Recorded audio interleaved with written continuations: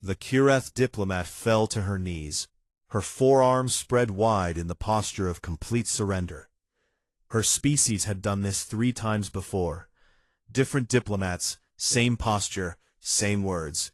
"Please," she said, "we are dying." Admiral Yuan Sahar watched from the observation gallery above the council chamber. She had watched this scene play out for 30 years. Different species, same begging. The humans always listened. They listened so well. They took notes. They expressed sympathy. They offered medical supplies, food, refugee transport. They never offered ships. The council members sat in their curved seats, faces arranged in careful expressions of concern. Yuan knew those faces. She had learned to read them decades ago. Concern that cost nothing. Sympathy that changed nothing. "The Veth burned 7 of our colony worlds last month," the diplomat continued. Her voice cracked on the number. 40 million dead. They do not take prisoners anymore. They do not negotiate. They simply erase. Counselor Webb leaned forward. He was new. They were always new, these counselors. They rotated every 5 years. They never had to carry the weight of their decisions for long. "We grieve with you," Webb said. "Humanity stands ready to provide humanitarian assistance." "We do not need bandages." The diplomat's voice went sharp. "We need your fleet." Silence. Yuan pressed her hand against the glass. Below, the diplomat's shoulders began to shake. 340 years, the diplomat said. "This war has lasted 340 years. Your species has watched. You have built the most powerful fleet in the galaxy. Everyone knows this.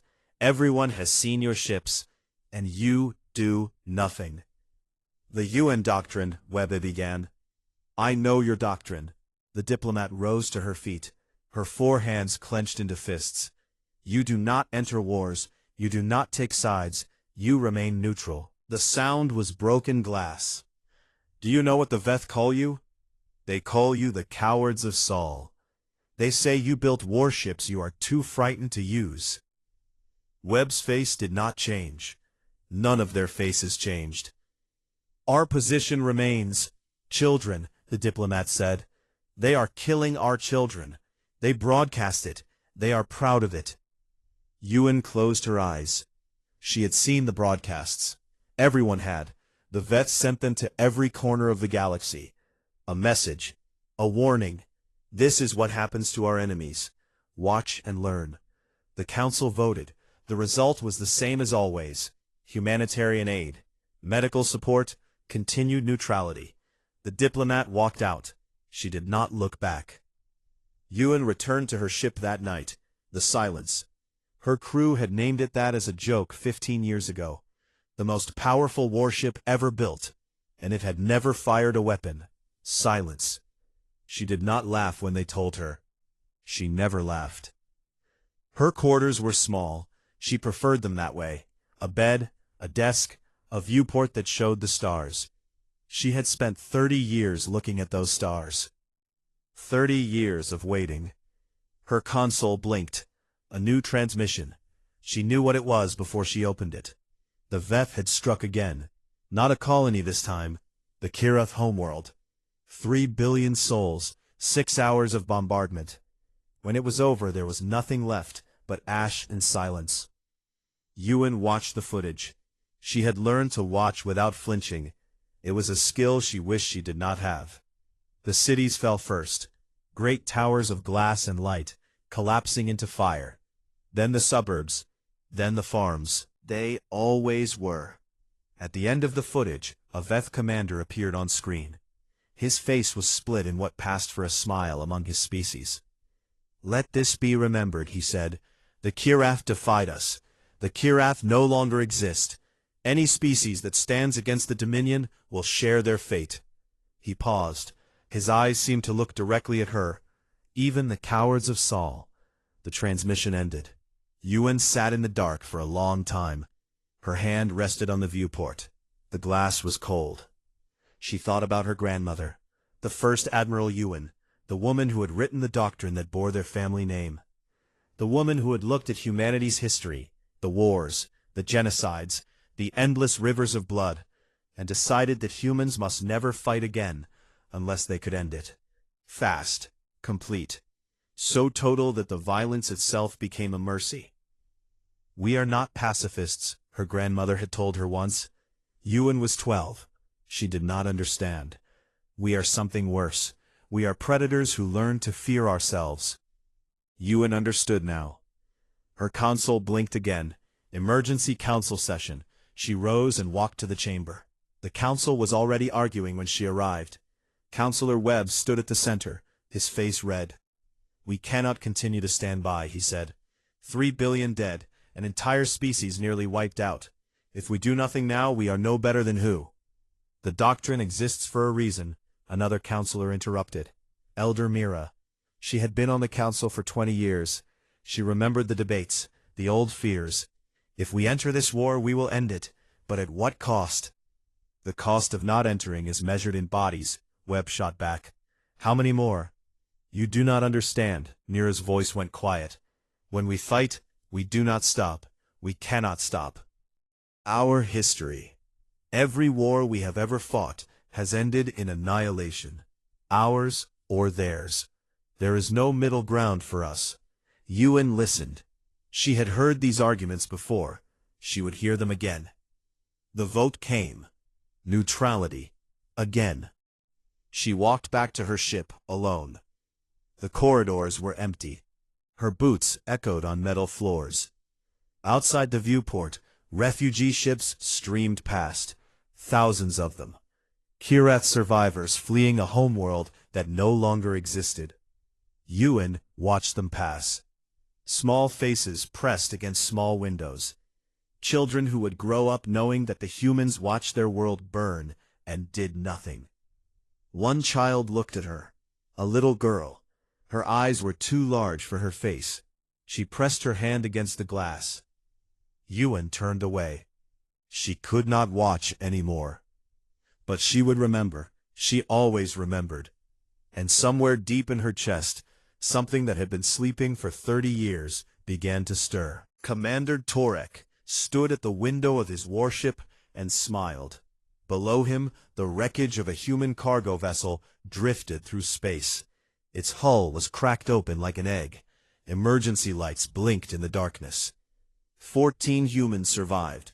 Torek had them brought to his ship. He had wanted to capture a human for years. Everyone in the galaxy talked about them. The Watchers, the cowards, the builders of ships that never fought. Torek wanted to understand them.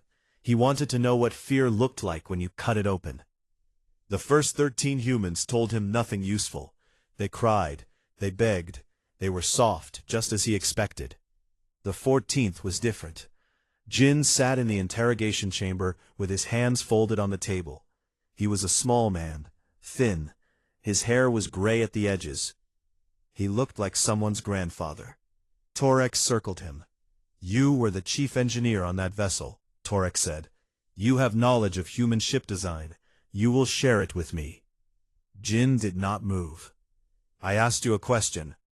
"No," Jin said. "You made a statement. There was no question in it."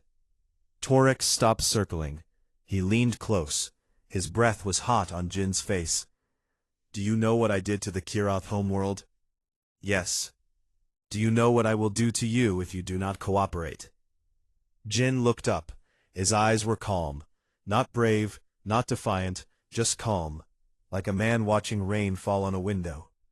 "You will hurt me," Jin said. "You will probably kill me, and it will not matter." Torek grabbed him by the collar. Jin's feet dangled above the floor. "You think your death does not matter? I think you do not understand what you have done." Torek threw him against the wall. Jin hit hard. He slid to the floor. Blood ran from his lip. He wiped it away with the back of his hand. And he smiled. "Tell me about the Yuan doctrine," Torek said. Jin pulled himself back into the chair. He moved slowly. His ribs were probably broken. He did not seem to care. "What do you want to know?" "Why do humans not fight?" Jin laughed. It was a quiet sound. Tired. "That is the wrong question," he said. The question is not why we do not fight. The question is why we built the fleet in the first place. Torek waited. 300 years ago, humans first made contact with the galaxy. We were young, weak. We saw what was out here. The wars, the conquest, the endless cycle of violence. Jin paused. We decided we would not participate. Because you are cowards. Because we are monsters. Torek blinked. We studied you, Jin continued. All of you. Every species, every war, every strategy. We watched the Veth conquer 11 civilizations. We watched the Kirath burn worlds in revenge. We took notes. We built simulations. We learned. Learned what? How to end it. Jin leaned forward. The doctrine is simple, Commander. Humans do not enter wars we cannot finish. Because once we start, we do not stop. We cannot stop. It is, he searched for the word, a species problem. Torek laughed. He had heard threats before. He had heard bravado from 1,000 dying soldiers. You think I'm afraid of you? Your ships have never fired a weapon. Your soldiers have never seen combat. You killed 3 billion Kirath, Jin said. Torek stopped laughing. Children, Commander, families, farmers, people who had never held a weapon in their lives. Jin's voice was quiet. And you broadcast it. You were proud. They were our enemies. They were people. There is no difference. Jin nodded. He looked almost sad. That, he said, is why it was easy. What was easy? Jin smiled again. That same quiet smile. Deciding. The transmission came 3 hours later. Torek was on the bridge when his communications officer turned pale. Not frightened pale, something deeper. Something that came from a place beyond fear. Commander, you need to see this. The main screen flickered. Data streams poured across it. Ship signatures, movement patterns, fleet positions. The human fleet had mobilized. All of it. Every ship. Torek stared at the numbers. They did not make sense. The humans had been hiding their true strength. The intelligence reports were wrong. Everything was wrong. How many ships, he asked. His officer's voice shook. 12,000, Commander, maybe more. They appeared at the edge of Veth space, all at once. Every military installation we have, they're just there. Torek gripped the edge of his command chair. His claws dug into the metal. Contact High Command. Tell them. High Command is not responding. No one is responding. The screen changed. A face appeared. Human, female, old. Her eyes were the color of iron. This is Admiral Yuen Sahar, of the Human First Fleet, she said, to all Veth military vessels. You have 48 hours to surrender unconditionally. There will be no negotiation. There will be no second warning. She paused. You showed us what you are. Now we will show you what we are. The transmission ended. Torek stood in silence. His bridge crew stared at him. They were waiting for orders, for confidence, for anything. He looked down at his hands. They were shaking. He had commanded 100 battles. He had ordered the deaths of billions. He had never felt fear. Not once.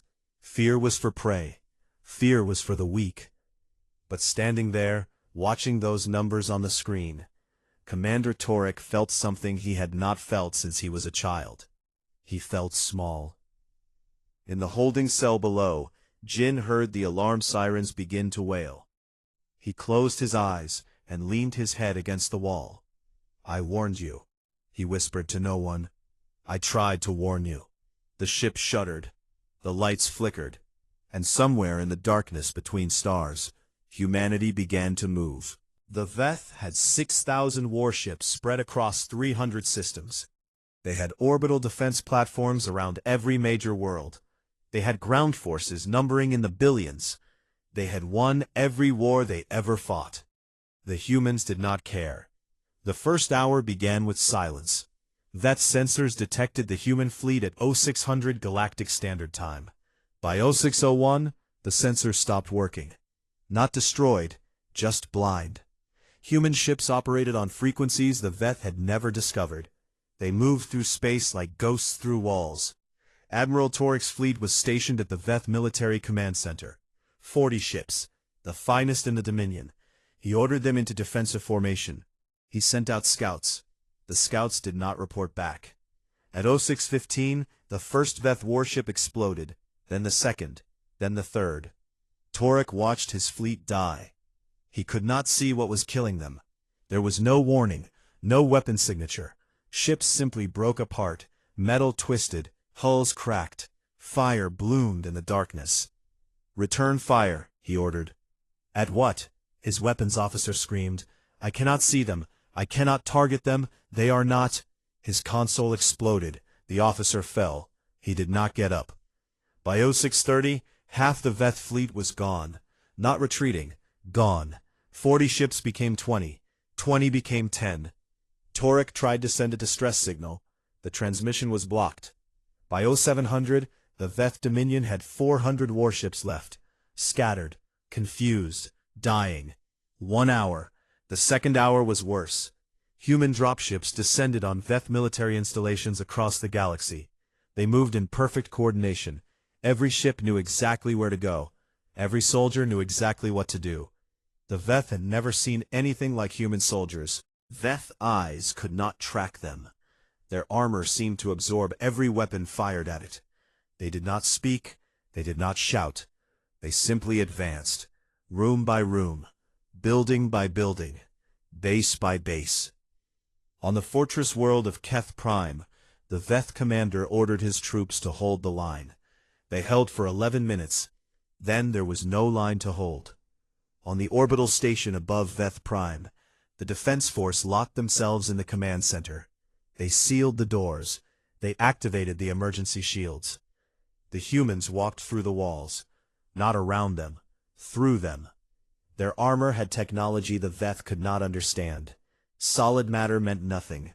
The soldiers emerged from the walls like nightmares made real. The Veth surrendered. The humans did not stop. They took the weapons. They destroyed the consoles. They disabled the communications. They moved to the next room. "We surrendered," the Veth commander screamed. "We surrendered." A human soldier paused. She looked at him through her helmet. He could not see her face. "Surrender is for later," she said. "First we finish." They finished. By 0800, the Veth military command structure no longer existed. 2 hours. The third hour brought the dropships to the colonies. The Veth civilians watched them descend. They had seen the broadcasts. They knew what their military had done to the Kirath. They expected revenge. They expected fire and death.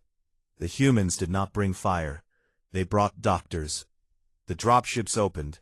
Human soldiers emerged. Behind them came medics, engineers, translators. They set up field hospitals. They distributed food. They treated the wounded. A Veth mother held her children close. She was shaking. A human soldier approached her. She closed her eyes, waited for the end. The soldier knelt down. He was young. His face was tired. "We are not here to hurt you," he said. "We are here to help." "Why?" The word came out as a whisper. "Because you did not choose this war. Your leaders did. Your military did." He looked at her children. They did not. The civilians who had never held weapons were fed, sheltered, protected. The soldiers who had followed orders were taken. The humans separated them with perfect precision. They knew. Somehow they knew exactly who had done what, who had pressed the buttons, who had given the orders, who had just been farmers and teachers and parents. 3 hours. The fourth hour found Torik. His ship was damaged. Half his crew was dead. He was running. He did not know where. Anywhere. Away. The human vessel appeared beside him like a ghost. "Commander Torik," the voice came through his speakers. Female. Calm. "Your ship is disabled. Prepare to be boarded." He tried to fire his weapons. They did not respond. He tried to activate self-destruct. It did not respond. The airlock opened. He had not opened it. Human soldiers entered his bridge. They moved through his crew like water through sand. No one was killed. Everyone was restrained. A figure walked through the soldiers. Not a soldier, an engineer. Gray hair, thin frame, bruised face, split lip. Jin. He was wearing tactical armor now. It did not fit him well. He did not seem to care. "Hello, Commander," Jin said. Torek stared at him. "I told you," Jin continued. "I tried to warn you. You did not listen." "How?" Torek's voice cracked. "How is this possible?" Jin looked almost sympathetic. "We had 300 years to prepare. 300 years to study. 300 years to build." He knelt in front of Torek's command chair. "You thought we were afraid. We were never afraid. We were waiting." "Waiting for what?" "For someone to make the decision easy." 4 hours. The 5th hour ended it. Admiral Ewan Sahar broadcast on every frequency in the galaxy. Every species heard her voice. Every world stopped to listen. "This is Admiral Ewan Sahar of the Human First Fleet. The Veth Dominion's military capacity has been completely neutralized. Their civilian population is under humanitarian protection. All military personnel have been detained. All weapons have been secured." She paused. "The war is over." Silence spread across the stars. Humanity did not want this. We watched for 300 years hoping someone else would end it, hoping the cycle would break on its own. Her voice hardened. It did not. So we broke it. Another pause. "To the surviving species of this galaxy, we are not your rulers. We are not your saviors. We do not want your worship or your fear. We want peace. Real peace. The kind that does not require bodies to maintain it." The transmission held for a long moment. "We will be watching. We hope we never have to do this again." The screen went dark. Somewhere in a refugee ship, a Kirath child heard the broadcast. She was 7 years old. She had lost her parents on the homeworld. She had been floating through space for weeks, not knowing if she would live or die. She did not understand most of the words, but she understood silence. The guns had stopped. The ships had stopped firing. The war that had lasted longer than her species could remember was over. She began to cry, not from grief, from something she did not have a word for yet. 5 hours. That was all it took. 3 days after the war, Admiral Ewan walked through the corridors of the Silence. The ship had earned a new name now. The crew still called it Silence, but the meaning had changed. Before it was a joke, a ship that never spoke. Now it was something else. A ship that had spoken once, and the galaxy still trembled. Ewan's boots echoed on metal floors. The sound was too loud. Everything was too loud now. She passed crew members in the halls. They saluted. Their faces were empty. Not tired. Empty. They had done what they were trained to do. They had done it perfectly. And now they moved like sleepwalkers through a dream that would not end. No one was celebrating. The mess hall was quiet. 200 seats, maybe 30 occupied. Soldiers sat alone at tables meant for groups. They stared at their food. They did not eat. Ewan took a tray. She was not hungry. She had not been hungry in 3 days. But the crew needed to see her. They needed to know she was still human, still one of them. She sat at an empty table. A young ensign approached. He could not have been older than 22. His uniform was perfect. His eyes were not. "Admiral?" "Yes?" He stood there for a moment. His mouth opened, closed, opened again. "How do you feel?" Ewan looked at him. He was so young. He had probably joined the fleet because he believed in something. Peace, protection, the promise that humanity stood for something good. "I feel like my grandmother," she said. The ensign frowned. "I do not understand." "Good." She looked back at her tray. "I hope you never do." He walked away. She sat at her desk. The viewport showed stars, the same stars she had watched for 30 years. They looked different now. Her console held a file. She had been avoiding it. She could not avoid it anymore. The list. Every war humanity had ever fought, they made a list. Every name, every casualty, enemy, ally, civilian, soldier, every single person who died because humans decided to fight. The tradition started after Earth's last war. the one her grandmother had ended. 3 days of violence that still did not have a name in public records. The death toll was classified. The methods were classified. The only thing that survived was the tradition.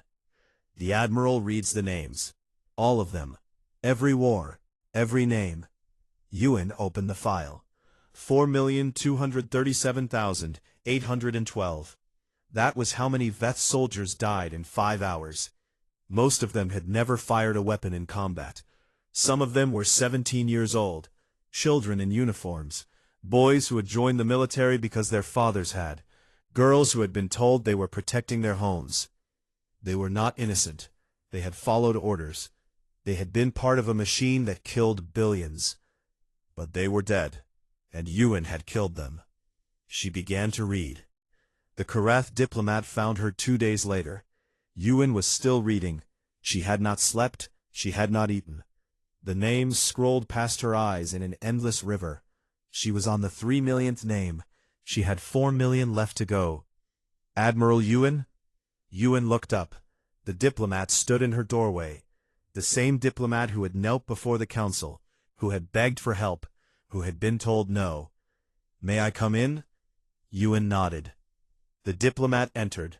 She looked at the screen, at the names, at Ewan's hollow eyes. "I came to thank you," the diplomat said. "Please do not. You saved my species. The Kirath will exist because of what you did. Our children will grow up. They will have futures, because of you." Ewan turned away from the screen. Her hands were shaking. She had not noticed them shaking before. "We killed 4 million Veth soldiers in 5 hours, she said. Most of them did not know why they were fighting.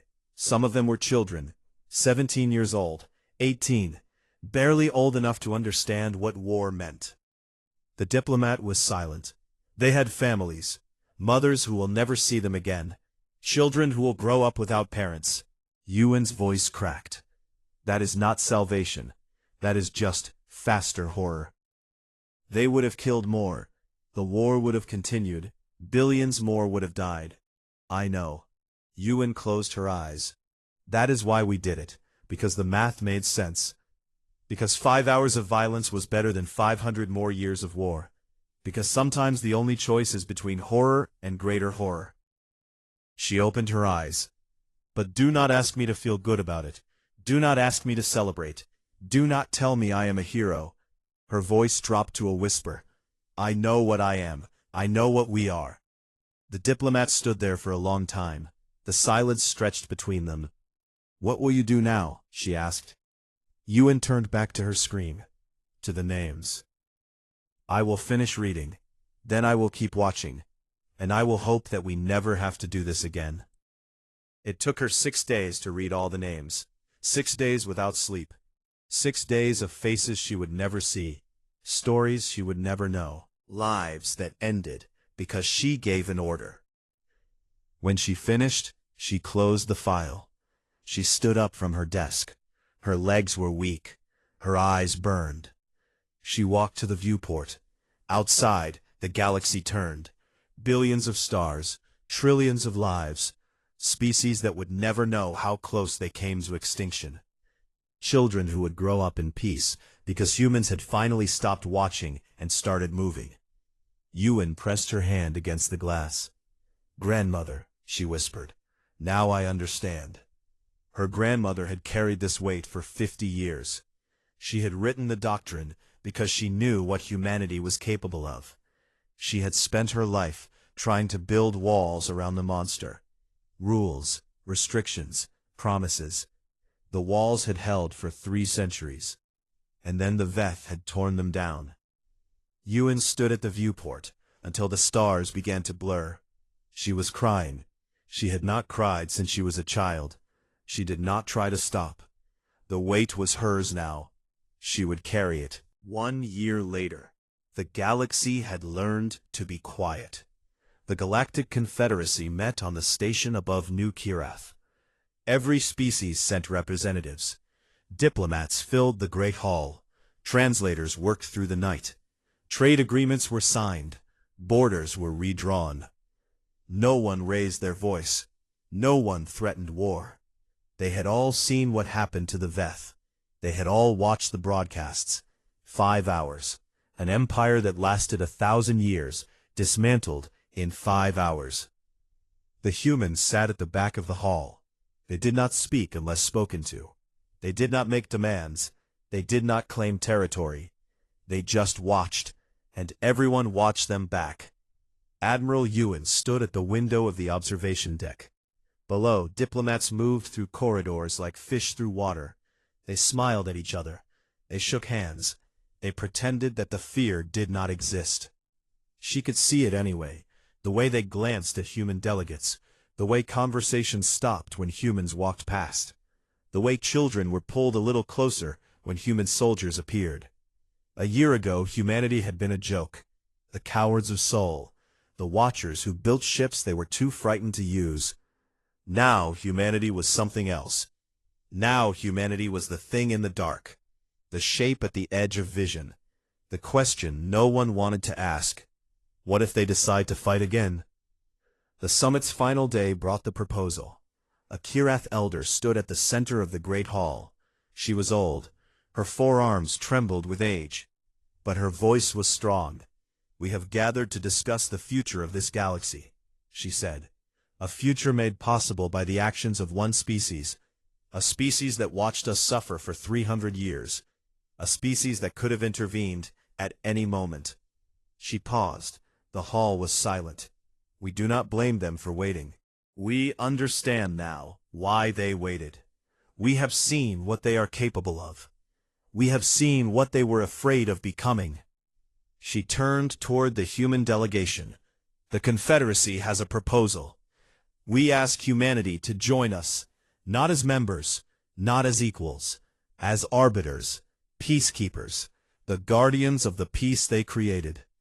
Murmurs spread through the hall. When disputes arise, humanity will decide the outcome. When species threaten war, humanity will intervene. No one will dare challenge a ruling backed by the fleet that ended the longest war in galactic history. She spread her arms wide. Humanity will be the sword that keeps the peace.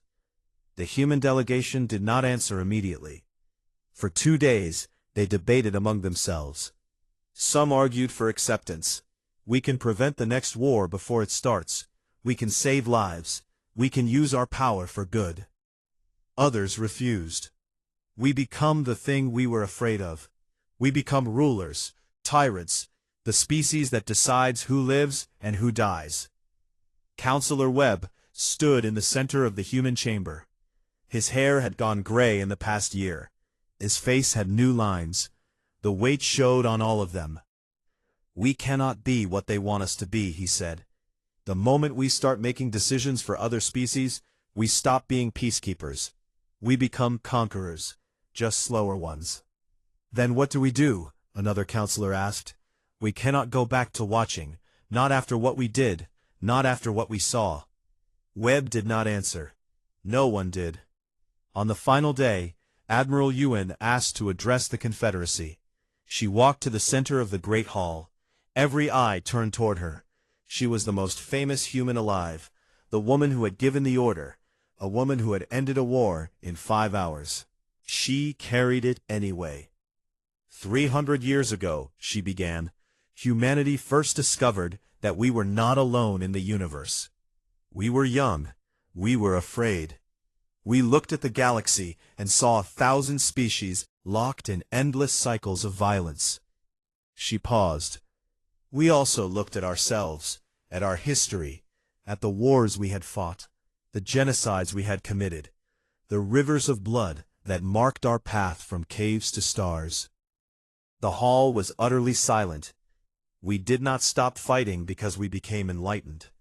We did not evolve past violence. We stopped because we got good at it. So good that it terrified us. So good that we had to build walls around ourselves to keep the monster caged. She looked across the assembled species. Kirath, Veth survivors, a dozen others, all watching, all waiting. "You have asked us to be your sword, your arbiters, your final judgment. You have asked us to decide who is right and who is wrong, who lives And who dies? She shook her head. We cannot do that. We will not do that. The moment we start making those decisions, we become the thing we fear. We become the rulers of the galaxy, not through conquest, but through control. And control always becomes conquest. It is only a matter of time. Murmurs spread through the hall. Disappointment, confusion, fear. But we will not go back to watching, UN continued. We cannot pretend the last year did not happen. We cannot pretend we are still the cowards of Saul. She straightened. We will be witnesses. We will watch. We will wait. We will hope, with everything we have, that you can find peace on your own. That you can learn to see each other as people, instead of enemies. That you can break the cycle without our help. Her voice hardened. But if another species broadcasts the murder of children like a trophy, if another war threatens to consume the galaxy, if another power decides that genocide is an acceptable strategy. She paused. The silence was absolute. We know what we are. We are the gun in the drawer, the thing you pray you never need. We will remain silent. We will remain still, and we will hope that you never give us a reason to move again. The summit ended. The Confederacy accepted humanity's answer. They did not have a choice. Ewan returned to the silence. Her crew was waiting. They had watched the broadcast. They knew what she had said. Admiral, her first officer asked, are we going home? Ewan looked out the viewport. The galaxy spread before her. Billions of stars, trillions of lives. Species that had been killing each other for millennia, now bound by something stronger than treaties. Fear. Not fear of each other. Fear of what would happen if they made the humans move again. It was not peace, not really. Peace built on fear never lasted forever. But it was time. Time for the wounds to heal. Time for old hatreds to fade. Time for new generations to grow up without war. Maybe it would be enough. Maybe this generation would find a way forward that did not require blood. Maybe. No, Ewan said. We stay here. We watch. She pressed her hand against the viewport. Somewhere in the galaxy, old tensions were simmering. Old grudges were festering. Old enemies were remembering old wrongs. The gun remained in the drawer. For now. But if they needed it, if they ever needed it again, humanity would be ready. They were always ready. It was, after all, a species problem.